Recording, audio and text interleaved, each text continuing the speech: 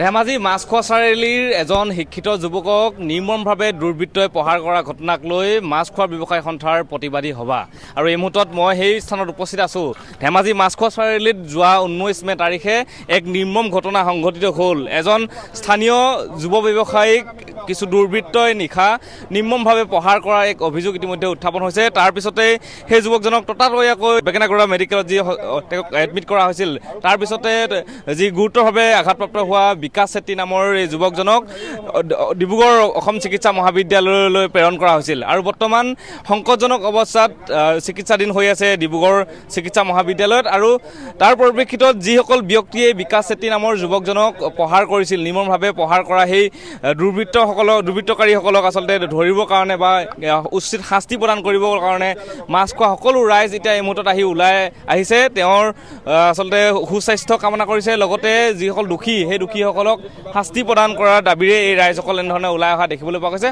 আমি পোনপটীয়াকৈ অকণমান কথাখিনি পাতিবলৈ চেষ্টা কৰিম যে ঘটনাটো কি হৈছিলে। আমি যদি অকণমান কথাখিনি পাতোঁ, আপোনালোকে প্ৰতিবাদী সভাখন অনুষ্ঠিত কৰি আছে, ঘটনাটো কি হৈছিলে আপোনাৰ পৰা চমুকৈ জানিব বিচাৰিছোঁ। যোৱাৰ 19 তাৰিখে ৰাতি আমাৰ মাছখোৱা চাৰিআলি এজন যুৱ ব্যৱসায়ী বিকাশ চেত্ৰী, এইখন তেওঁৰ দোকান সংগীতা ফাৰ্মাচী, তেওঁক মানে ৰাতি যিসকল দুৰ্বৃত্তই মানে তেওঁক প্ৰহাৰ কৰি আজি তেওঁ অসম মেডিকেল কলেজত জীৱন মৰণৰ সৈতে যুঁজ দি আছে।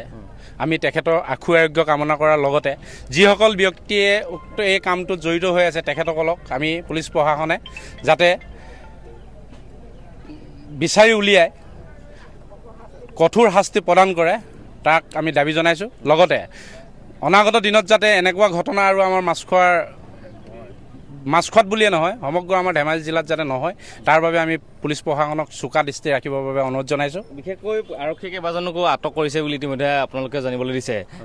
বিশেষকৈ কাৰ ওপৰত আঙুলি উঠিছে এতিয়া আৰক্ষীয়ে, আমি শুনামতে আৰক্ষীয়ে 4-5জনক এতিয়ালৈকে আটক কৰিছে বুলি শুনিছোঁ। তাৰ মাজৰ যিজন ল'ৰা মানে বিকাশৰ লগত সেইদিনা গোটেই ৰাতিটো লগত আছিলে, তেওঁতো গোটেই ৰাতিটোত যেতিয়া লগত আছে তেওঁতো জানিব লাগিব ক'ত কেনেকৈ কাহিনীটো হ'ল। তেওঁতো প্ৰথম অৱস্থাত কালিলৈকে তেওঁ পুলিচ প্ৰশাসনৰ সুধোতো কৈ আছিলে যে কোনোবা ৰাস্তাত উজত খাই পৰি দুখ পালে বুলি।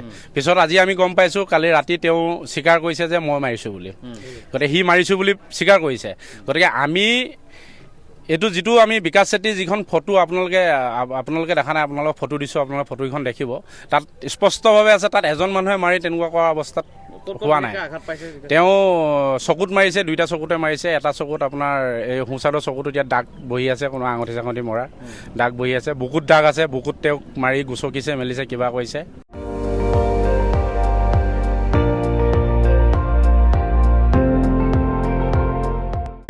আপুনি চাই আছে ND24, সৰ্বশ্ৰেষ্ঠ নহয় সৰ্বোত্তমৰ দৌৰত।